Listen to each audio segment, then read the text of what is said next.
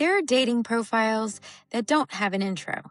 There are dating profiles with no discernible demographic information. And then there are profiles with no head, just shoulders, abs, a mysterious V cut, and the quiet confidence of a man who apparently believes facial identification is optional.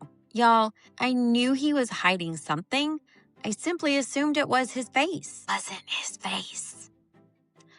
Welcome back to All the Men I've Swiped Before, the podcast where modern dating becomes a case file. I'm your host, Swiped Out. Each episode, we crack open the dating Pokédex and examine another specimen from the wilds of online dating and modern romance. Today's entry, Mr. Dick in a Box. Pokédex number 022. Classification, surprise package Pokemon. Type, mystery, and presumption. Special ability, torso decoy. Hidden ability, brunch destruction. Because nothing says respectable Sunday brunch quite like canceling the Eggs Benedict in favor of an unsolicited box of sausage. Let's open the file. A couple months into my adventures on dating apps, I came across a profile containing several photographs of the same man. Technically, none of them included his head. Not one face, not one smile. Not even a distant vacation photo where I could zoom in like the FBI and confirm he possessed eyebrows. What he did possess was an excellent torso. Broad shoulders, bulging biceps, a decent tan, and that coveted V-cut that causes otherwise sensible women to misplace several years of pattern recognition. The abs were distracting, y'all. The card is not exaggerating. I should have remembered the lesson from Hansi. When a profile deliberately hides key information, do not volunteer for the surprise reveal. Instead, curiosity took the wheel, common sense climbed into the trunk, and I swiped right. And poof, we matched. Later that evening, he sent a polite hello. I responded that it was kinda nice to meet him. Naturally, he wanted to know why only kinda. I told him, "You do not have a head, so I am not 100% sure. Are you related to Ichabod Crane or Nearly Headless Nick?" He laughed. He kept up with the joke, which was honestly big points. Then I asked the obvious question. Why are none of your pictures attached to your face? He explained that he had a serious public-facing job and wanted to avoid matching with coworkers or clients. And honestly, that explanation landed because I had recently spotted a man from my own office on a dating app and spent the rest of the afternoon wondering whether he had seen me too. Can he see me? Does the app tell him I looked? Should I crawl beneath my desk and live there now? So yes, I understood professional privacy. Eventually, I asked for a face photo, and he sent one. Blonde hair that was wavy, blue eyes, fair skin. Not my usual type, but objectively handsome.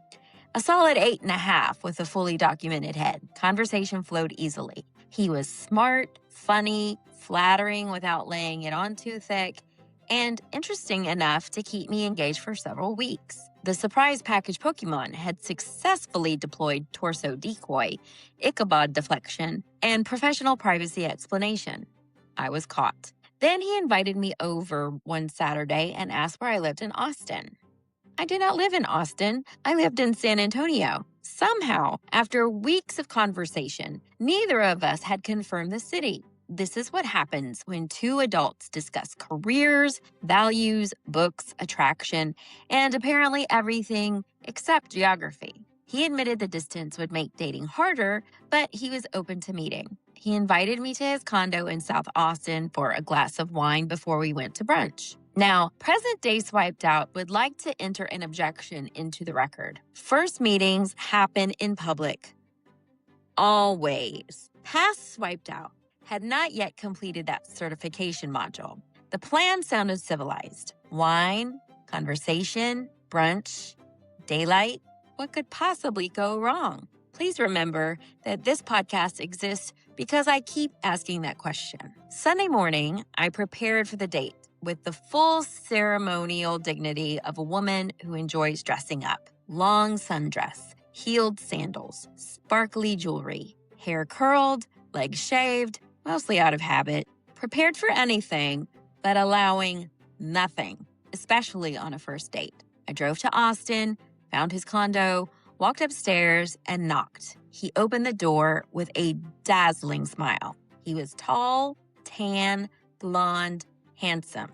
A hot version of Will Ferrell. And y'all, I mean that as a compliment. He invited me in, poured a lovely Cabernet Sauvignon, and we settled into his living room. The conversation was good. The eye contact was good. He leaned closer. He found little reasons to touch me. Everything suggested we were headed toward a perfectly pleasant brunch date.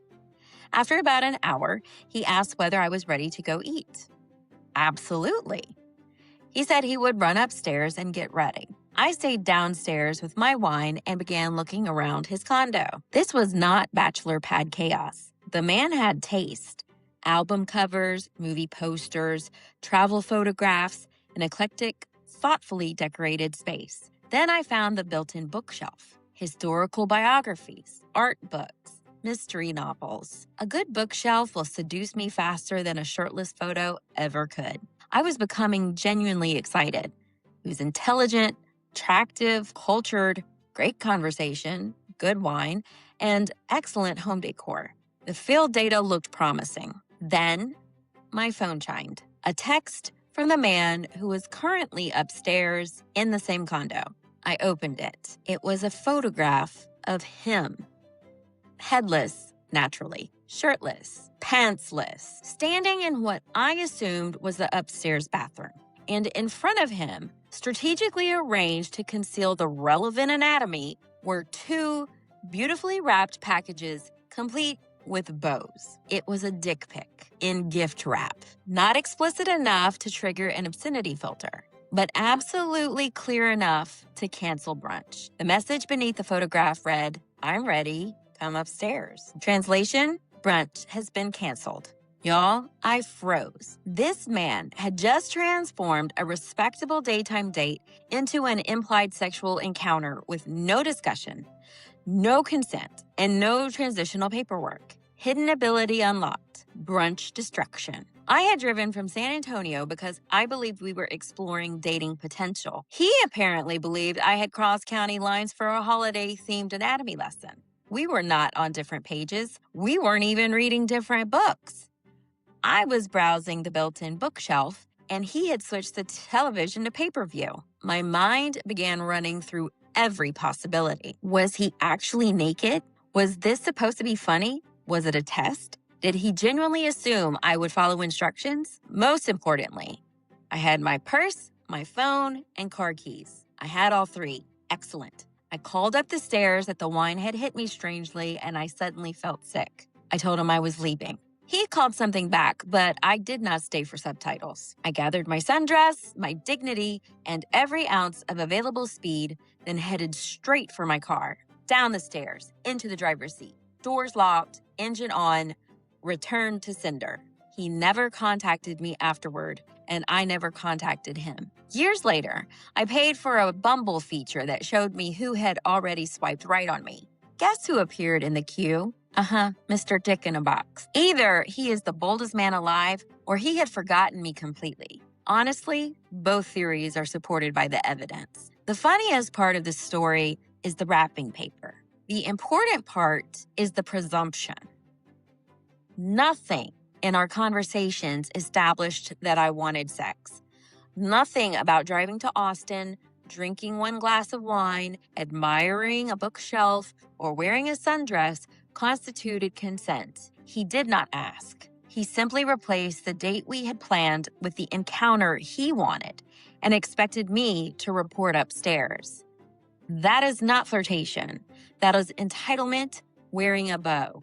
And no amount of charm, culture, professional success, abdominal definition, or excellent home decor can compensate for a man deciding your boundaries or merely optional packaging instructions. It's that time, tea sippers. Raise your glass and standards to today's sweet tea lessons. Sweet tea lesson number 1. A profile that hides the face is not creating mystery. It is withholding useful data. Admire the torso remotely until the rest of the person checks out. Sweet tea lesson number 2. First meetings belong in public places, not because every private invitation hides a seasonal display, but because your safety should never depend on guessing correctly. Sweet tea lesson number 3, vetting reduces risk. It does not eliminate it.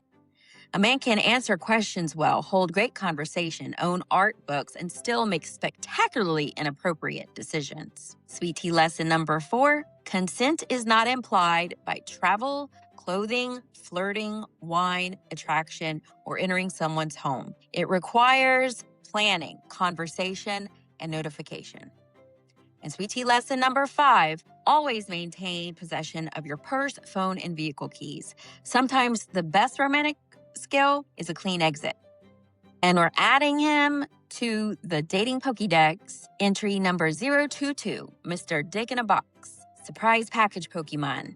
Type, mystery, and presumption. Special ability, torso decoy. Hidden ability, brunch destruction. Known habitat, torso-only dating profiles, South Austin condominiums, tastefully decorated living rooms, built-in bookshelves, and upstairs bathrooms with seasonal props. Encounter status, return to sender. Long-term compatibility, canceled before brunch. Final assessment, returned unopened. Admire the torso remotely, meet in public, and do not follow mysterious instructions from upstairs. Until next time, y'all, keep your standards high, your sweet tea cold, and your car keys where you can reach them.